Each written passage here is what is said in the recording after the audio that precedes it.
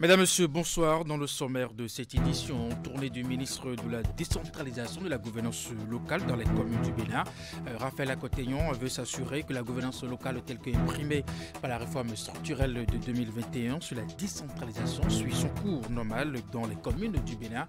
À tout contournant Bokoumbe et Natitengu, à chaque étape de son périple, l'autorité a échangé avec les élus communaux, la société civile et les leaders religieux.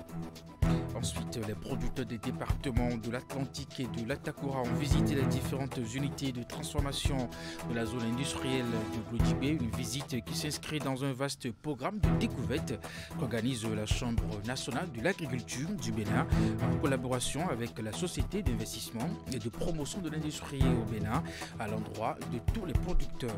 Et puis enfin ce dimanche, les chrétiens du monde célèbrent la fête de la Pentecôte. La célébration symbolise la descente du Saint-Esprit sur les apôtres 50 jours après Pâques et 10 jours après l'Ascension. C'est une fête qui confère aux fidèles de grâce et bien de bénédiction. En dehors des catholiques, les évangélistes aussi commémorent l'événement.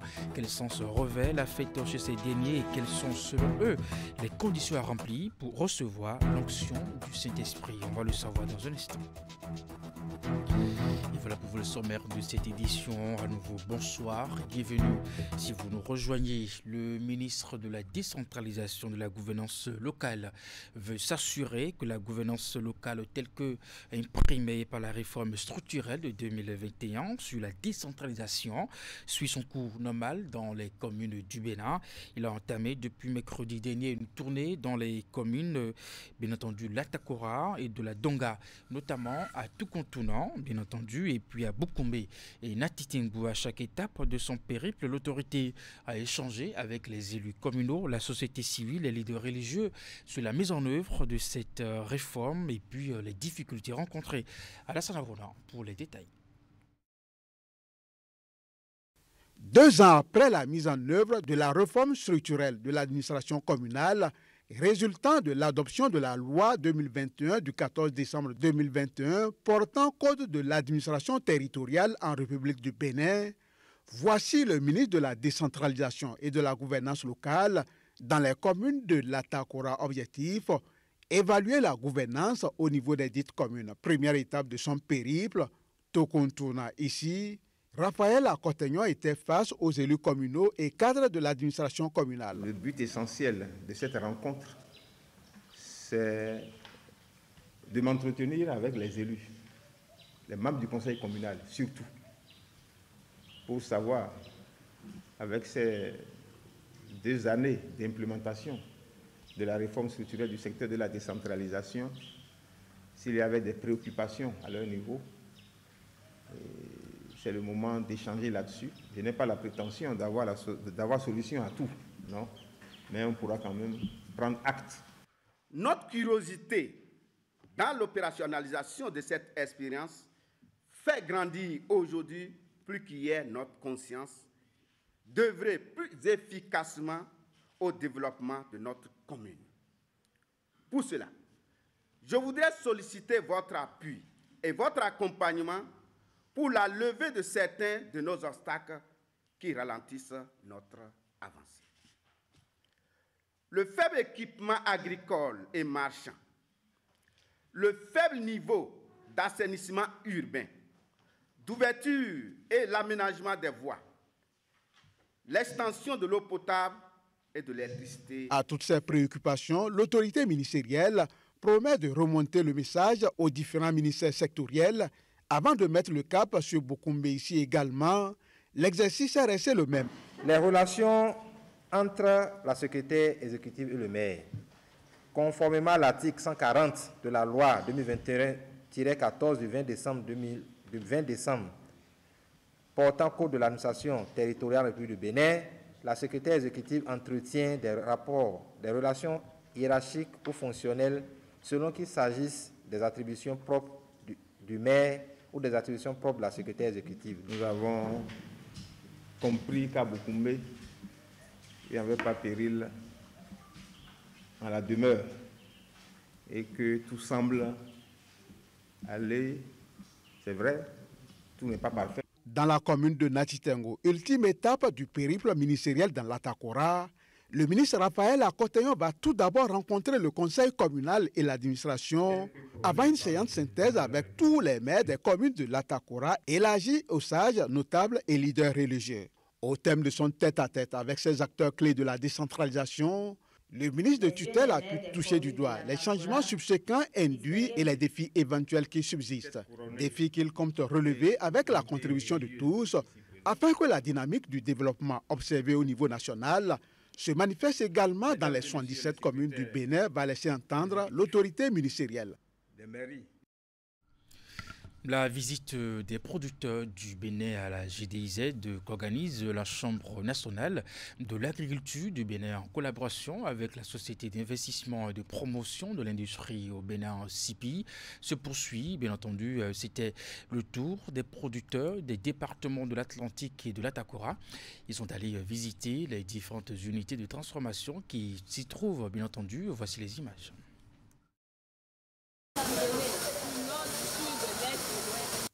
Ils ne veulent plus se faire compter l'histoire qui se déroule sous leurs yeux. Producteurs, têtes couronnées, leaders d'opinion venus des communes de Tofo, Toria, Lada, Tangueta, Nati, Tengu, Materi, Kobli, Tukuntuna et Penkor contemplent ici les performances qui se réalisent à la zone industrielle de Glodjigbe.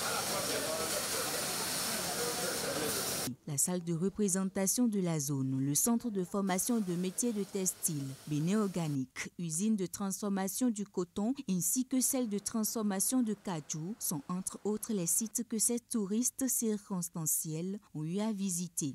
C'est une première. Au fait, c'est la première fois que nous visitons la GDIZ. Et quand nous sommes venus, ce que nous avons vu comme investissement ici, il faut quand même féliciter et tous ceux qui ont fait ce gros boulot, parce que c'est des choses, comme je disais tout à l'heure, c'est des choses que nous avons l'habitude de voir sur les chaînes de télévision par rapport à d'autres pays. Le mot me manque. C'est du waouh, c'est superbe. En fait, depuis avant cette journée, nous ne savions pas exactement ce qui se passait ici. On entendait parler, oui, il y a une usine qui est implantée à Glodjigbe, qui fait ci, qui fait ça. Le sentiment de quelqu'un qui est fier. Je suis fier de voir tout ça là. Ce n'est pas un rêve, c'est une réalité. Chaque fois nous passons devant, on ne sait pas ce qui se passe à l'intérieur. Aujourd'hui, à travers cette visite, on a pu prendre contact, on a pu constater de nos propres yeux, tout ce qu'on voit à la télé, tout ce qu'on nous raconte. Et puis, c'est bien, on est sidéré. Faire connaître la zone, stimuler l'envie d'accroître davantage la production des matières premières primordiales pour la viabilité de la zone sont les principaux buts visés en pensant cette visite. Je vais encourager les producteurs de redoubler d'efforts. Que ça ne se passe pas ailleurs, ça se passe chez nous. Quand je suis venue ici aujourd'hui, ça m'interpelle d'abord à sensibiliser les producteurs et productrices à ne pas brader leurs produits. Nous allons partager cela avec les producteurs et leur montrer le bien fondé du fait qu'il faille quand même faire vivre ce site. Et aussi leur faire comprendre que quand on parle de retombées, c'est pas en griffe comme le disent mes parents maternels, c'est pas du socharucha. C'est un truc sur la durée. La visite se poursuit jusqu'à fin mai 2024. En attendant, celle d'aujourd'hui a pris fin sur une note de satisfaction générale. Et puis à la suite, les élus communaux de plusieurs communes du Nord, du Centre et du Mono ont visité également les unités de transformation de la zone industrielle de Glodjigbe. Objectif, s'imprégner des réalités de ce hub industriel du Bénin issu de la vision de Patrice Talon et de son gouvernement afin de sensibiliser en retour la population agricole sur l'importance de ne pas exporter anarchiquement les matières premières de la production. À l'issue de leur visite, ils sont satisfaits des efforts du Bénin qui crée par cette initiative des emplois, de la richesse. Les détails avec Clément Tchadi, Henri Ganti. Entrepreneurs agricoles, élus communaux et leaders d'opinion de plusieurs villes du Bénin parcourent les différentes unités industrielles de la GDIZ ce jeudi. La première vague de la journée est composée des délégations des communes de Kandi, Banikoara, Segbana, Materi et Tukuntuna. L'itinéraire tracé par la CIPI Bénin les conduit dans un premier temps au centre de formation au métier de textile et au sein de l'unité de transformation de coton béninois. Autorités communales, producteurs agricoles et les leaders d'opinion ont aussi découvert les unités de transformation de Kajou où les machines tournent à plein régime avant de visiter les produits finis issus du soja béninois. Nous avons vu beaucoup de choses. Comment le soja a été transformé, comment notre coton a quitté le champ pour devenir serviettes, pour devenir des tenues. Comment le cajou, notre cajou, est transformé pour devenir amande prête à être consommée. C'est le moment, c'est le lieu de remercier le président de la République qui a pris cette initiative. Je serai la première personne arrivée chez moi, mobiliser mes parents producteurs et à mettre sous terre les anacades pour que le Bénin puisse être plus développé, pour que nos jeunes puissent quand même sortir de la pauvreté. Il faut que désormais mes parents puissent comprendre que c'est ce que nous laissons partir là, qui devrait être transformé pour qu'on vienne régler les problèmes de la société. C'est très important de le savoir. J'ai été impressionné d'abord par le nombre de nos concitoyens qui travaillent dans ces différentes usines. Vraiment. Des femmes, des hommes, des milliers qui travaillent. La deuxième vague de visites de cette journée est conduite par le maire de Commin et des producteurs de maïs, soja et d'autres céréales. Après avoir fait le tour des installations de la GDIZ, ils se sont montrés émerveillés par cette œuvre du gouvernement de Patrice Talon et ont promis sensibiliser les populations sur la nécessité de combattre les exportations de produits agricoles à l'état brut. La protection des droits de l'enfant reste un sujet majeur pour beaucoup d'acteurs dans le monde, dont le partenaire privilégié est l'UNICEF, pour œuvrer dans la même dynamique que cette organisation internationale des Nations Unies. L'Union des professionnels des médias pour la protection de l'enfance et du genre a été installée. C'était à la faveur d'une assemblée générale tenue ce samedi à la Maison des médias. Voici le compte rendu. C'est après étude, amendement et validation des textes fondamentaux que le réseau de l'Union des professionnels des médias pour la protection de l'enfance et du genre a vu le jour. Ils sont venus de toutes les contrées du Bénin pour prendre part à cette assemblée générale constitutive au cours de laquelle les membres du premier bureau du Creuset ont été élus. Cette liste est ainsi constituée. Président, Achille Fatonji. Vice-présidente, Maryse Assogbadjo. Secrétaire général, Antonin Hungbadji. Secrétaire adjoint et chargé de l'organisation, Nikaez Azomahou. Trésorière générale, Yadon Tencha. Responsable thématique enfance, Jessica Abraham Gauthier.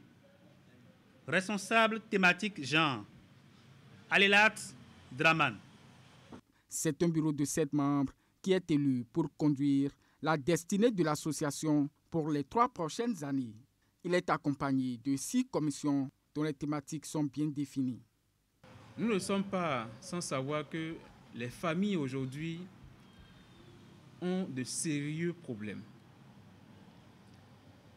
L'enfant et le jeune aujourd'hui a des préoccupations auxquelles lui-même ne trouve pas solution encore de façon adéquate. Et l'État, les organisations également se battent pour que ces préoccupations, ces enjeux liés aux enfants et aux jeunes puissent trouver des solutions. La création de cette union vient répondre à la question de la spécialisation qui préoccupe les acteurs des médias depuis des années. C'est une initiative soutenue par l'Union des professionnels des médias du Bénin et l'UNICEF. Je pense que nous avons beaucoup évolué dans notre profession et qu'il est aujourd'hui utile et très important de sortir du type de journaliste, monsieur, madame, je sais tout faire, pour être des journalistes spécialisés, experts dans des domaines précis. Il nous plaît de lancer un message fort à l'endroit de notre partenaire des premiers jours, l'UNICEF. Nous remercions sincèrement cette organisation qui, dès le départ, a vu juste d'accompagner l'Union des professionnels des médias du Bénin, l'UPMB. L'Union des professionnels des médias pour la protection de l'enfance et du genre a pour but d'œuvrer pour l'inclusion et l'égalité. Désormais, leurs actions seront officielles et plus impactantes pour le bien-être des différentes couches sociales. Dans la suite de cette édition, la Croix-Rouge béninoise a célébré en différé, bien entendu, la journée mondiale de la Croix-Rouge et du Croissant Rouge. C'était ce vendredi dernier. Cette commémoration a été l'occasion pour les acteurs du mouvement de marquer une pause pour saluer le travail des volontaires qui animent la Croix-Rouge et le Croissant Rouge. Les manifestations ont eu pour cadre le siège de la Croix-Rouge béninoise à Porte-Nouveau. Voici les images.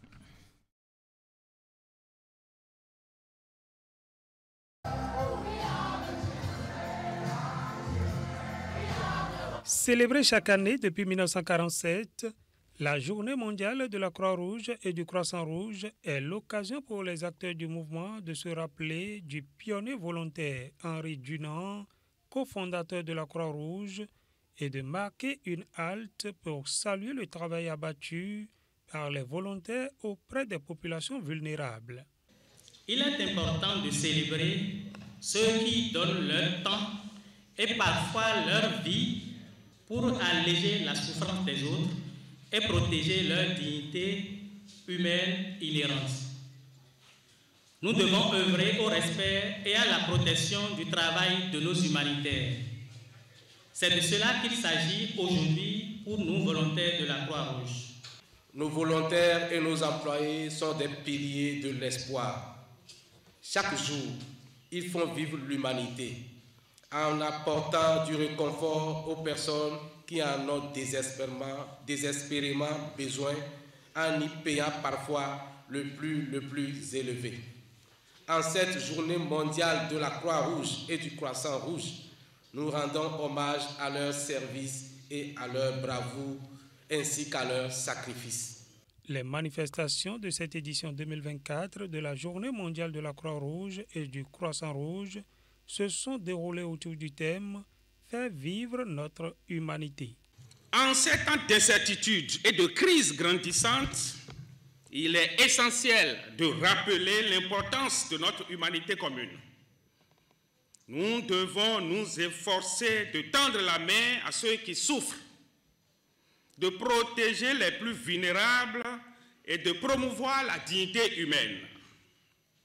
Que notre humanité continue à guider chacune de nos actions, à inspirer l'espoir et à transformer des vies à travers le monde. Des pandémies et épidémies aux crises climatiques en passant par les conflits persistants, les besoins humanitaires sont plus pressants que jamais et notre engagement à agir en réponse à ces défis est encore plus crucial.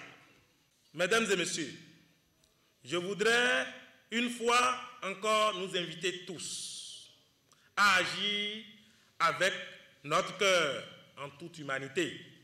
Et je voudrais terminer mes propos en demandant au gouvernement du Bénin et à l'Assemblée nationale de toujours continuer à appuyer la Croix-Rouge béninoise pour ce qui concerne les subventions de l'État pour accomplir notre noble tâche. Au-delà de la phase protocolaire, plusieurs autres activités ont meublé cette célébration, notamment un don de sang, des journées portes ouvertes pour faire découvrir la Croix-Rouge béninoise au public et des séances d'initiation aux premiers secours en cas de sinistre. Migration, diaspora et développement a procédé jeudi dernier à la remise d'attestations de fin de formation à ses étudiants. C'était en présence de la représentante du préfet de la Donga et du représentant du maire de la commune de Djougou que les bénéficiaires ont reçu le parchemin qui marque la fin de leur séjour à la ferme intégrée appliquée d'apiculture, une ferme installée pour fabriquer du miel pur. Reportage à la Sanarounan, Abdou Sabirissou.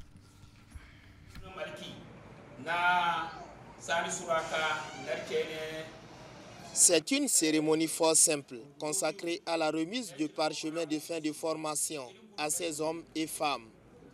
Après avoir suivi une formation à la ferme intégrée appliquée d'apiculture de la Donga FIAD, les voici entrés en possession de leurs attestations décernées par l'ONG Migration, Diaspora et Développement MDD. Grâce à la FIAD, le miel traficoté va disparaître, car seule une production à grande échelle luttera contre ce phénomène. Au cours de nos formations, plusieurs étapes ont été consacrées, notamment la phase théorique qui a consisté à montrer l'importance de l'abeille pour l'environnement et pour l'humanité tout entière. La phase de positionnement des ruchettes dans la brousse pour capturer les abeilles, la phase de récolte du miel, la phase de fabrication des supports et des ruches en béton. Aucune étape importante n'a été occultée au cours de cette formation donnée par Abdul Razak Bio, occasion pour les personnalités à divers niveaux de louer l'initiative de l'ONG MDD soutenue par l'honorable Abdul Malika Gomina. Cette initiative est vraiment louable parce que ça y va pour notre intérêt sur beaucoup de plans.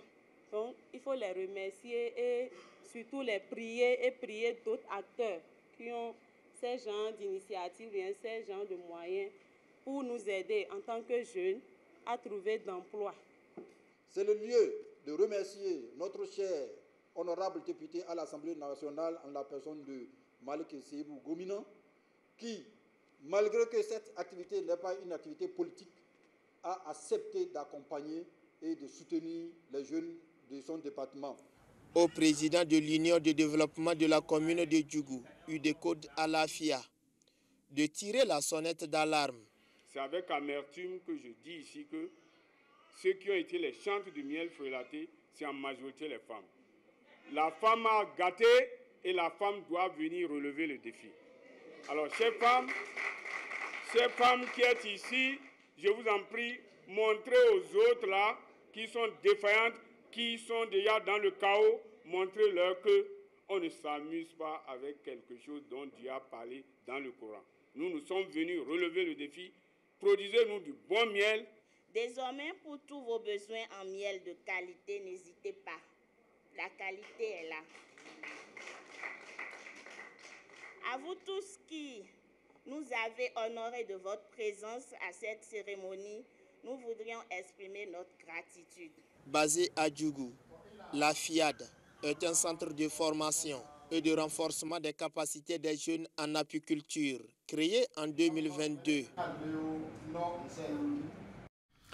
Puis nous allons terminer par la religion. Ce dimanche, les chrétiens du monde célèbrent la fête de la Pentecôte. La célébration symbolise la descente du Saint-Esprit sur les apôtres 50 jours après Pâques et 10 jours après l'Ascension. C'est une fête qui confère aux fidèles des grâces et des bénédictions.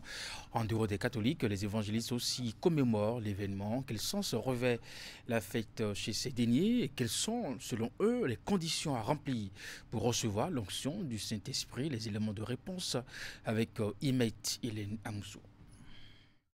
La fête intervient chaque année 50 jours après Pâques et le 10e jour qui succède l'Ascension. Célébration chrétienne d'envergure, la Pentecôte symbolise la descente de l'Esprit Saint sur les apôtres, une promesse faite par le Christ lors de sa montée vers le Père. Outre les catholiques, les évangélistes aussi commémorent l'événement. La Pentecôte, c'est la commémoration ou la célébration de la descente du Saint-Esprit, le Saint-Esprit en nous. C'est le début de cet acte qui est la Pentecôte, qui est intervenu le 50e jour. Donc quand on dit Pentecôte, ça veut dire 50e jour après la Pâque. Pentecôte, c'est un jour de fête, c'est une rencontre que et de tous les coins, de toutes les cultures, les gens se rassemblent en un seul lieu là pour fêter. Donc Dieu a choisi ce jour-là pour accomplir cette promesse qui existait depuis le temps de Joël, c'est-à-dire répandre sa puissance sur les apôtres. Et c'est ce jour qu'ils ont eu à parler d'autres langues. Jusqu'au point que ceux qui étaient là, certaines personnes ont su que ceux-là qui n'étaient pas de leur culture parlaient leur langue. Donc, ceci a montré une différence, ceci a fait distinguer effectivement qu'il y a une puissance, une force qui les a saisis et qui a transformé leur vie. Donc, c'est à partir de là qu'on avait baptisé la manifestation de la puissance de l'Esprit Saint Pentecôte. Quand on parle de Pentecôte, c'est à partir de là qu'on a lié ça au Pentecôte. C'est-à-dire c'est le jour que le Saint-Esprit s'est manifesté, a répandu sa puissance sur les disciples de Christ. Moment de recueillement, mais aussi de confession de foi, la célébration offre aux fidèles l'occasion de se ressourcer et de recevoir l'onction. La descente de l'Esprit Saint à la Pentecôte confère des privilèges et pour en bénéficier, selon les responsables de l'Église évangélique, il faut y être préparé. Endo medebu na yi yesisemi meo edona nukonkoton levojo si nyina do tome bona kale wai khaton na do singanzan gbemime do yesisemi we do fie na wao edona yin fi mi me edo fie nyina do ma wa kwedo ai amo fie na teme gbemime zizan we nu emo ai ha mi meo ina wa bona bi ai ha mi bona do singan gokonu aihami menoneo nado singanzan gbemime podo nado singan jira nwedagbi do podo azode yesiseme nona jroje àwọn vutonle vitonle eweyin nado singan do adogbibo bona jira nwedagbi yo. Jour de l'arrivée de l'Esprit Saint sur la terre, la Pentecôte marque également le début de l'évangélisation et la naissance de l'Église universelle. C'est l'une des fêtes les plus importantes de la chrétienté. Mesdames et messieurs, c'est la fin de cette édition. Merci de l'avoir suivi, de votre fidélité à nos programmes. Bonne suite d'ailleurs des programmes sur Canal 3 Télévision. Passez une très bonne soirée et à très bientôt.